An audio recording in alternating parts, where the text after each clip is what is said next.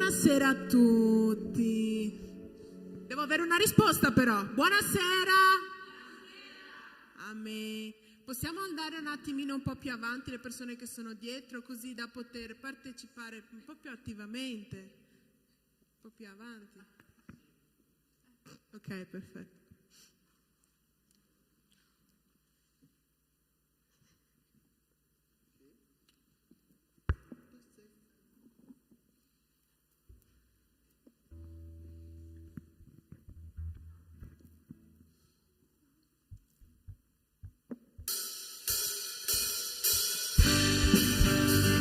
Possiamo anche alzarci in piedi?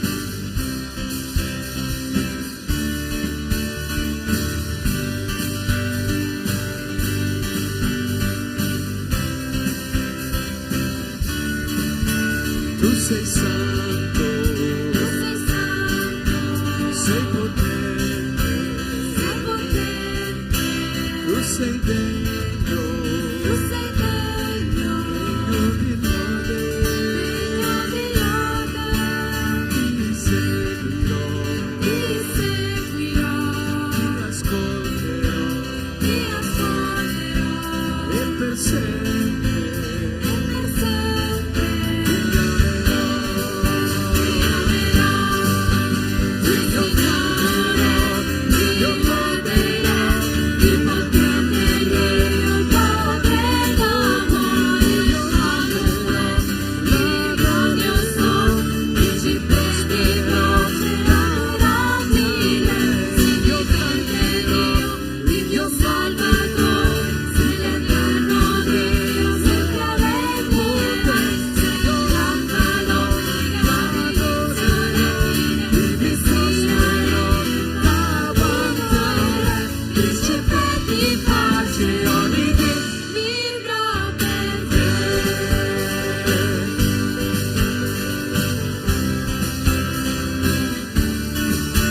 Tu sei santo,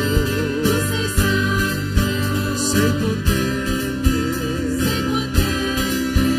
tu sei degno, degno di lode, ti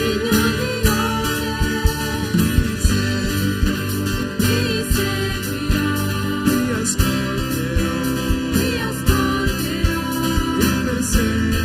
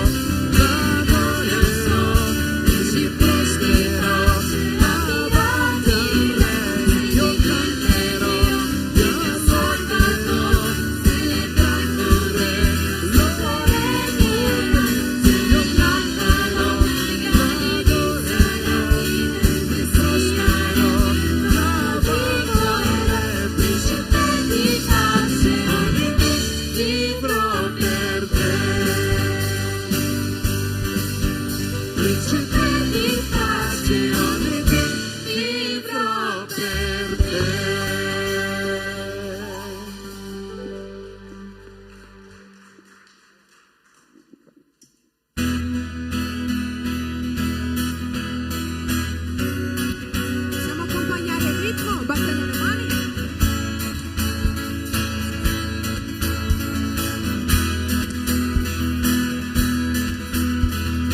Aprimi gli occhi del cuore, aprimi gli occhi, Signore, voglio vederti, voglio vederti. Aprimi gli occhi del cuore, aprimi gli occhi, Signore, voglio vederti, voglio vederti. Vederti splendere, Signore, nella luce della tua gloria, versa il tuo amore su noi, mentre cantiamo Santo, Santo. Aprimi gli occhi del cuore, aprimi gli occhi, Signore,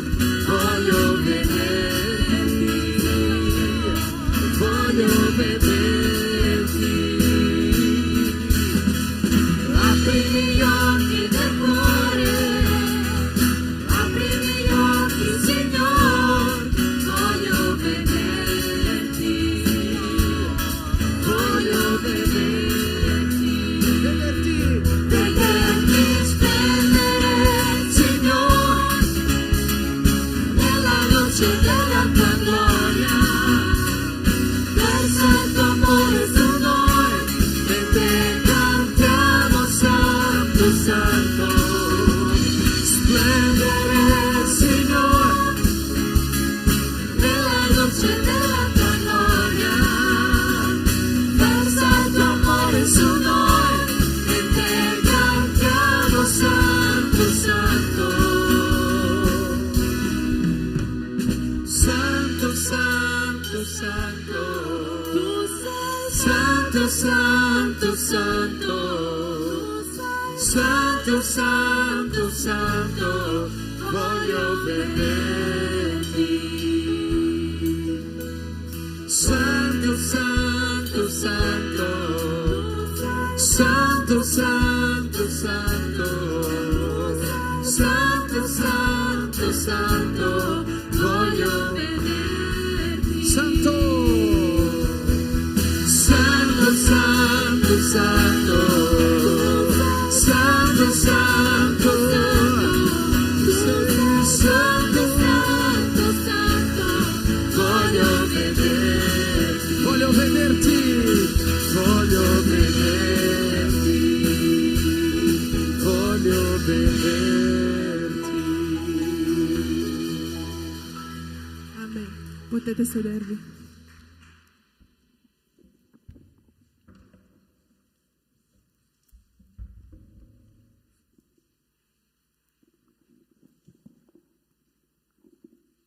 Ok, questa sera con noi la Lloyd, può venire qua? Lei sarà oggi con noi anche domani durante il culto mattino qua a Treviso e alla sera a Padova.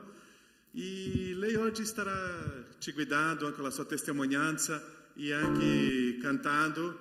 E non la conosco così, non è meglio che lei si presenti, non io. Ok, qual è il microfono?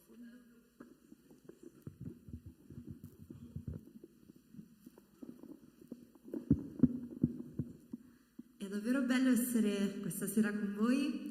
Ringrazio la Chiesa per l'ospitalità e questa sera con voi voglio condividere la mia storia, voglio condividere ciò che Dio ha fatto nella mia vita, come Dio ha trasformato la mia vita, l'ha resa nuova, come Dio ha cambiato il mio modo di vedere le cose. Io ho vissuto un periodo molto difficile durante la mia adolescenza. E ero completamente circondata da gente che mi ripeteva costantemente che non ero all'altezza, che ero sbagliata, mi faceva sentire inadatta, mi diceva parole davvero cattive che ferivano davvero i miei sentimenti, e tutto ciò mi portava a chiudermi in una stanza, a chiudermi in me stessa, a non voler parlare con nessuno, a non voler sentire nessuno, a non voler sentire il consiglio di nessuno, perché la gente cercava di aiutarmi, ma anche col suo aiuto la mia situazione non cambiava, i miei pensieri non cambiavano, perché i miei pensieri erano diventati i pensieri che gli altri avevano di me. La mia considerazione, la considerazione di me stessa era quella che gli altri avevano di me, e quindi questo mi distruggeva e mi portava sempre di più a isolarmi, a non voler parlare con nessuno e a non voler stare con nessuno, fino a che un giorno mi ricordai di alcune parole che avevo ascoltato sin da quando ero bambina. Sin da quando ero bambina avevo ascoltato delle parole e avevo ascoltato che c'era qualcuno che mi amava, e quindi mi si è aperta questa piccola finestra di speranza, e questo qualcuno era Gesù, una persona che è morta per me, è morta per i miei peccati, è morta per darmi una nuova vita, è morta per rendermi libera. E questo io l'ho sempre sentito sin da bambina, ma fino a quel momento non ci avevo mai creduto. Non avevo mai creduto che c'era un Dio così potente da trasformare le cose impossibili in cose possibili, da trasformare tutto e da renderlo nuovo. Ed è stato proprio questo che Lui ha fatto nella mia vita, l'ha resa nuova e l'ha trasformata. Io mi sono trovata davanti a un bivio, davanti a due strade. La prima strada era quella di continuare ad ascoltare ciò che gli altri dicevano di me e quindi a deprimermi, a starmene per i fatti miei, nella mia condizione con un umore pessimo e avevo anche pensieri molto brutti. E la seconda strada era quella di iniziare ad ascoltare la voce di Dio, quella voce che gridava che io ero davvero una sua figlia, ero stata creata immagine e somiglianza sua ed ero perfetta così com'ero perché ero stata creata da Lui e ogni cosa che Lui crea è perfetta. Quindi io ho iniziato ad affidarmi davvero a questa idea, davvero a questa voce. Prima era piccola e poi man mano che io mi avvicinavo a Dio, man mano che io leggevo la sua parola, man mano che io lo conoscevo sempre di più, questa voce si faceva sempre più grande e più forte, fino ad inondare tutto il mio grigiore e tutta la mia oscurità che era nella mia testa. E Lui ha portato la luce e quindi proprio mi ha trasformata e proprio il termine che utilizzo è metamorfosi. Diciamo che la metamorfosi è stato un cambiamento che è avvenuto lentamente nella mia vita, ma man mano che avveniva io mi sentivo sempre più forte, mi sentivo sempre più consapevole di chi ero veramente, ma non per mia forza, ma per sua forza, per forza di Dio. E quindi la mia vita è stata trasformata dal suo amore, dalla sua potenza e davvero ho riconosciuto in Lui un amico sul quale potevo davvero affidare ogni cosa e potevo davvero confidare. E proprio Metamorfosi è il brano che vorrei farvi ascoltare in questo momento.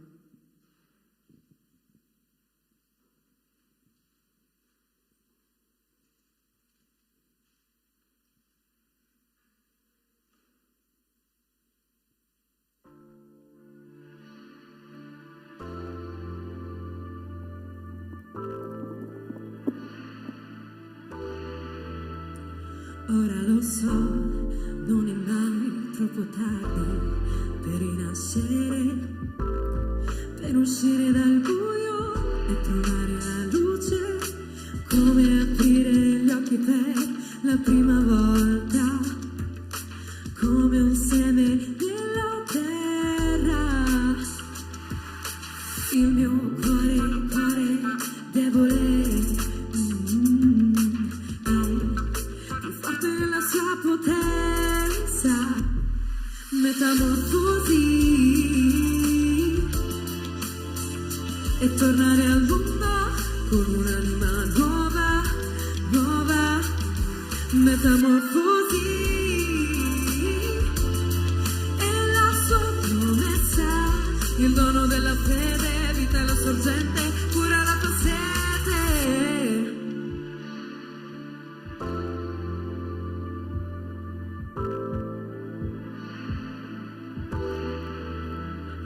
Ora lo so, non è mai troppo tardi per sorridere e lasciarsi alle spalle anche i giorni più neri, come aprire gli occhi per la prima volta, come un seme nella terra.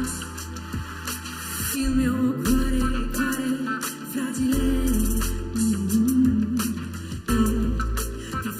la sua potenza, metamorfosi e tornare al mondo con un'anima nuova, metamorfosi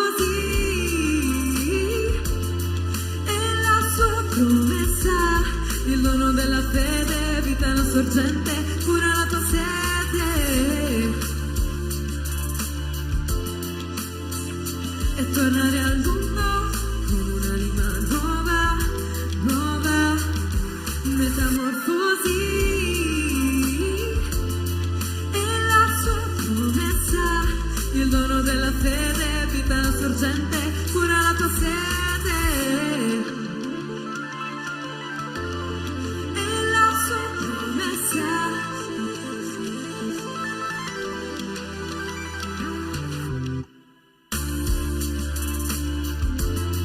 e la sua promessa,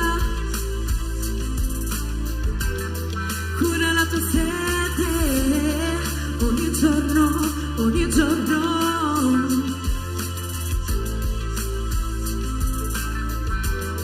Cura la tua sete.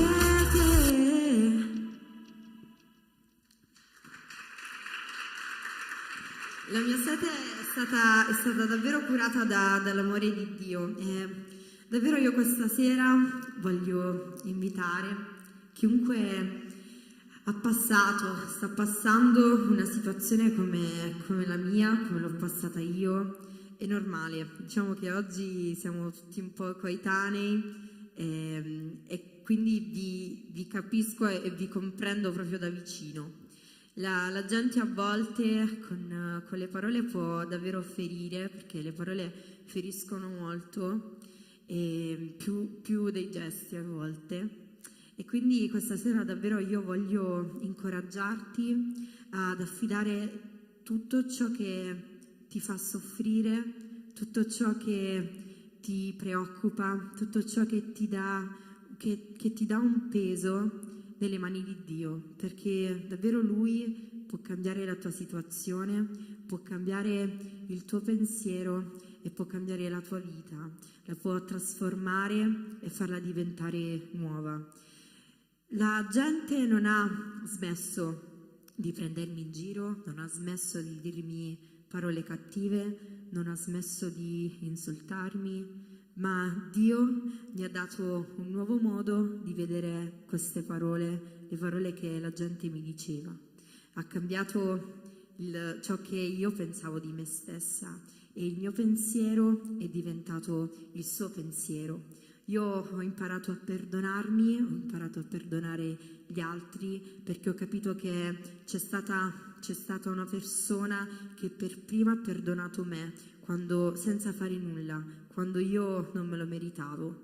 E quindi, capendo questa cosa, davvero ho visto tutto ciò che mi circondava secondo una nuova prospettiva, secondo la sua prospettiva. E da quel momento davvero ho potuto sentire nella mia vita un rumore che non avevo mai sentito prima, il rumore della felicità.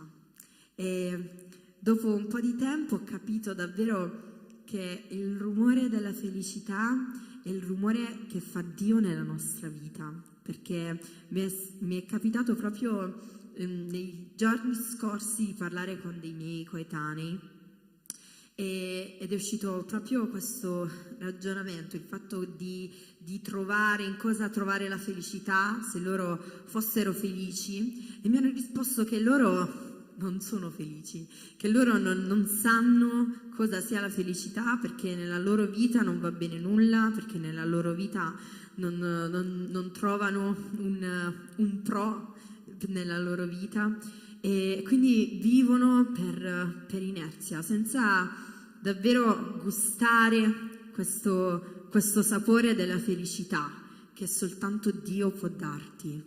E proprio che rumore fa è il brano che vi vorrei far ascoltare adesso.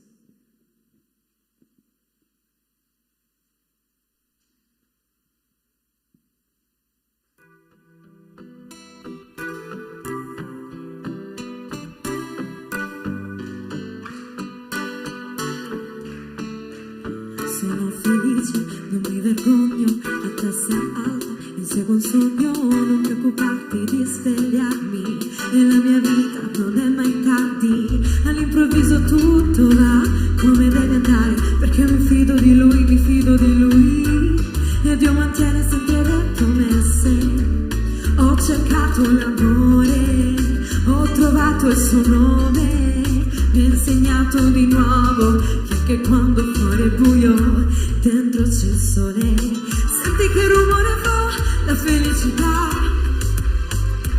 è come guardare il mondo con gli occhi di un bambino.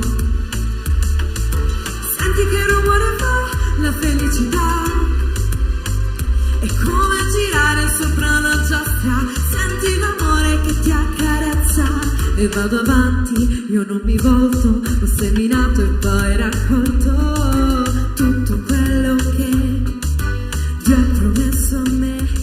E all'improvviso tutto va come deve andare, perché mi fido di Lui, mi fido di Lui. E Dio mantiene sempre le promesse. Ho cercato l'amore, ho trovato il suo nome, mi ha insegnato di nuovo che anche quando fuori è buio, dentro c'è il sole. Senti che rumore fa la felicità, è come guardare il mondo con gli occhi di un bambino. Senti che rumore fa la felicità, è come girare sopra una giostra, senti l'amore che ti accarezza. Se dentro te ti senti perso, ricorda che non si è mai soli, perché ogni difficoltà è un'occasione per crescere, per incontrare Lui e ritrovare te. Senti che rumore fa la felicità, è come guardare il mondo con gli occhi di un bambino. Senti che rumore fa la felicità, è come girare sopra una giostra, senti l'amore che ti accarezza.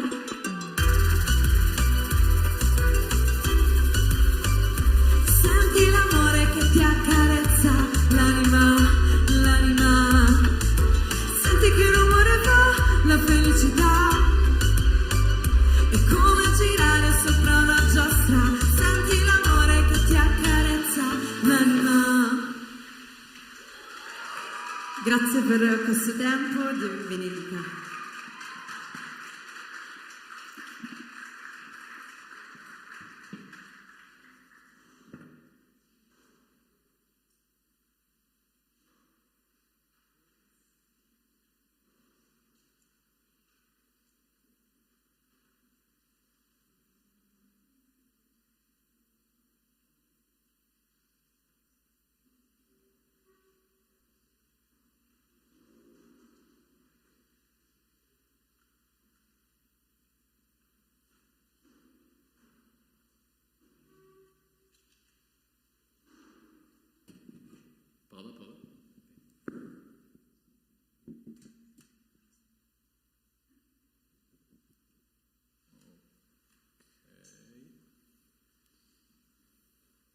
Buono il computer che fa guai. Pregate per il mio computer. Vabbè, ho solo mezza scritta sul computer. E bene, direi di cominciare questa predica con la preghiera. Voglio essere sintetico, visto che abbiamo avuto una bellissima lode raddoppiata che ci ha permesso di ascoltare una musica molto bella, e musica che parla ai cuori di tutti noi, ma direi di cominciare con una preghiera. Grazie Signore per questo momento insieme, grazie Padre per la lode che abbiamo potuto ascoltare, Signore, una lode che noi eleviamo a Te. Noi ti ringraziamo per la settimana che ci hai dato, per questa possibilità che abbiamo di ascoltare la Tua parola. Signore, ti ringraziamo per la testimonianza potente che abbiamo appena sentito. E Signore, ti prego di essere qui tra noi questa sera affinché possiamo conoscerti di più e imparare di più quello che ci vuoi insegnare, Signore. Te lo chiedo nel nome di Gesù, Padre. Amen. Oggi parliamo di una storia brutta. La storia brutta più vicino? Meglio? Ok.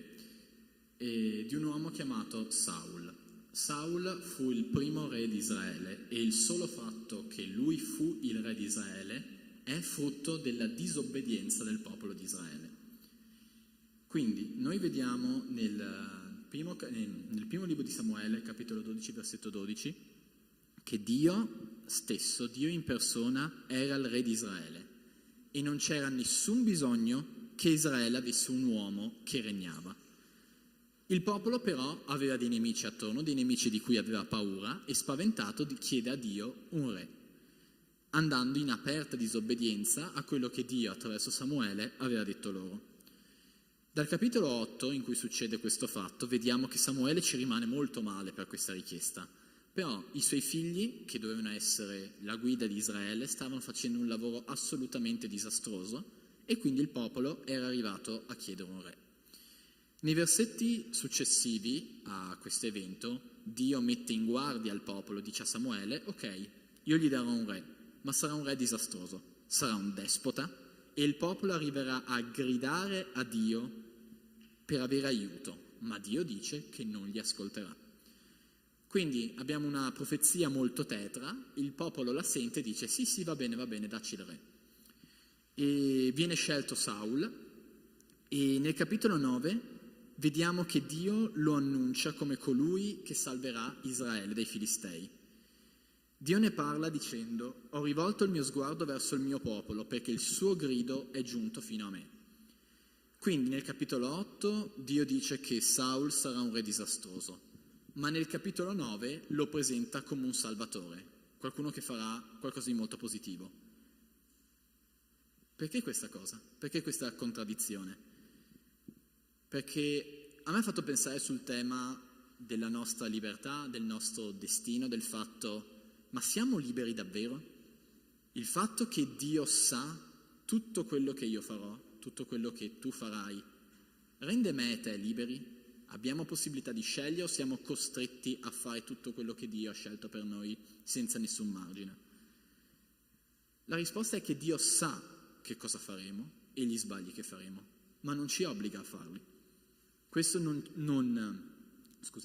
ci toglie la libertà di scegliere la strada giusta. Dio aveva annunciato che questo re sarebbe stato disastroso, lo sapeva, li ha messi in guardia, ma comunque ha messo Saul come re e gli ha dato delle occasioni per essere un buon re, per obbedire, per essere un grande re a cui dice dopo il regno sarebbe spettato in eterno se avesse fatto bene. Ma Dio aveva ragione, come sempre ha ragione, e Saul sarebbe stato davvero un re disastroso e avrebbe commesso dei gravi errori. Errori così gravi che porteranno Dio a prendere la corona di Saul, togliergliela e metterla a Davide. Nel capitolo 13 vediamo che Saul, di fronte a quella che ad un uomo poteva sembrare come una sconfitta sicura, certa, e non rispetta una promessa che aveva fatto. Samuele gli aveva detto probabilmente: aspettami 7 giorni, al 7° giorno io verrò, farò un sacrificio e tu vincerai la battaglia. Al 7° giorno Samuele non arrivava e quindi Saul, impaziente, vedendo che il popolo cominciava a dire no, questa battaglia è persa, Samuele non arriverà e tutti lo abbandonavano, lui ha detto: datemi il sacrificio, io farò il sacerdote, che è una cosa sacrilega, solo il sacerdote poteva fare il sacrificio. Lui fa il sacrificio e subito dopo arriva Samuele. E quindi commette un grave peccato e Samuele subito dopo lo riprende molto duramente e quindi capiamo subito che questo era un test che Dio gli ha dato e che Saul ha fallito. E Samuele gli annuncia la conseguenza molto dura di questo fatto e lui gli dice: per questa tua disobbedienza il tuo regno durerà poco e sarà dato ad un'altra persona, un uomo secondo il cuore di Dio, che noi sappiamo è la definizione di Davide. Ma nonostante questo, Dio, che è immensamente buono, nonostante Saul sia disobbediente e diventerà sempre più disastroso, Dio comunque continua a dare vittoria ad Israele. Vediamo che nonostante questo però Saul continua a governare male. Nel capitolo 14, potete leggervelo, Saul fa un giuramento folle, assolutamente folle. Lui vieta ai suoi soldati di mangiare, di fermarsi finché la battaglia non è vinta. Potete immaginare le condizioni dei suoi soldati.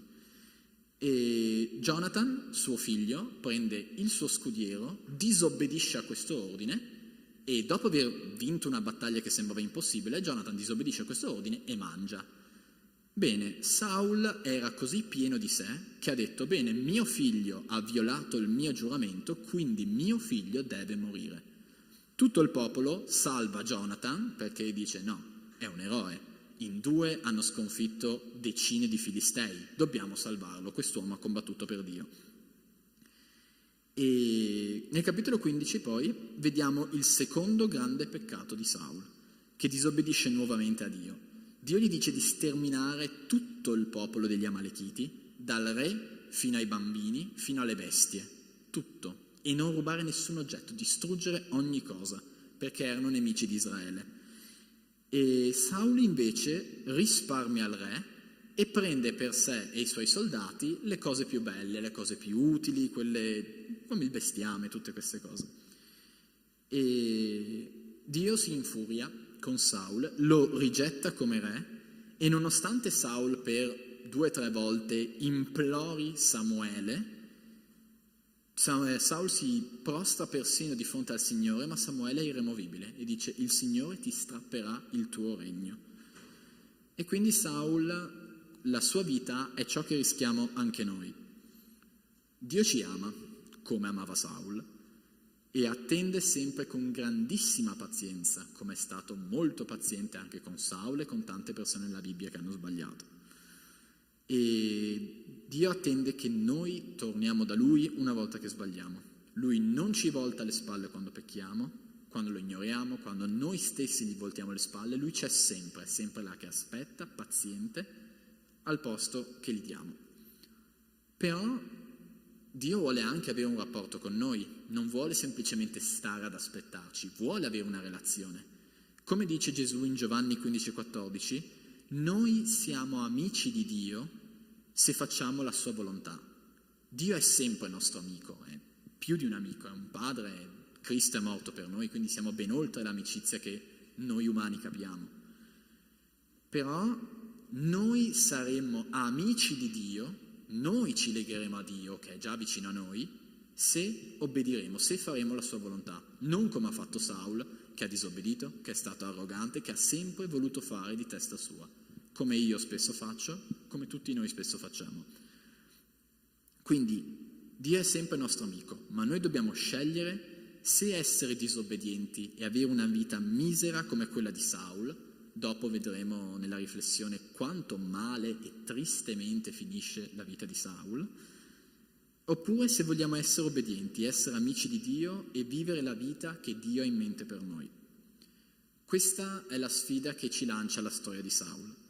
Capire dove, in quale area della nostra vita noi stiamo disobbedendo a Dio ed iniziare a sottomettere a Dio la nostra vita anche in quel campo. In questo modo noi avremo la vita benedetta che Dio ha in mente per noi. Preghiamo? Padre, noi ti ringraziamo per questo messaggio, ti ringraziamo perché anche se questa è una storia dura, una storia triste, Signore, noi sappiamo che tu puoi usare questa parola per cambiare la nostra vita. E io ti prego, Signore, che se c'è qualcuno in questa stanza che ha bisogno, che ha un'area della propria vita o la sua intera vita che è in disobbedienza a te, Signore, che questa persona possa mettersi di fronte a te, che ognuno di noi possa mettersi di fronte a te e dire: Padre, io sto sbagliando e voglio chiederti perdono, voglio iniziare ad obbedirti e a consegnare completamente la mia vita nelle tue mani. Signore, noi sappiamo che sei buono e che se ciascuno di noi prega così, Signore, tu ci ascolti, ci abbracci, ci ami e ci dai la possibilità di vivere la vita di obbedienza, la vita ricca che tu hai in mente per noi, Padre. E noi ti ringraziamo tutti per questo. Signore, io ti prego che tu possa ascoltare questa preghiera, che tu possa guidare la nostra riflessione e che ognuno di noi questa sera possa fare passi di obbedienza verso di te. Anche se è difficile, anche se sono aree delicate per noi, che noi possiamo essere sempre più obbedienti, Signore. Te lo chiedo nel nome di Gesù, Padre. Amen. Bene, saluto chi ci ha seguito online e noi possiamo dividerci nei nostri gruppi e continuare con le riflessioni.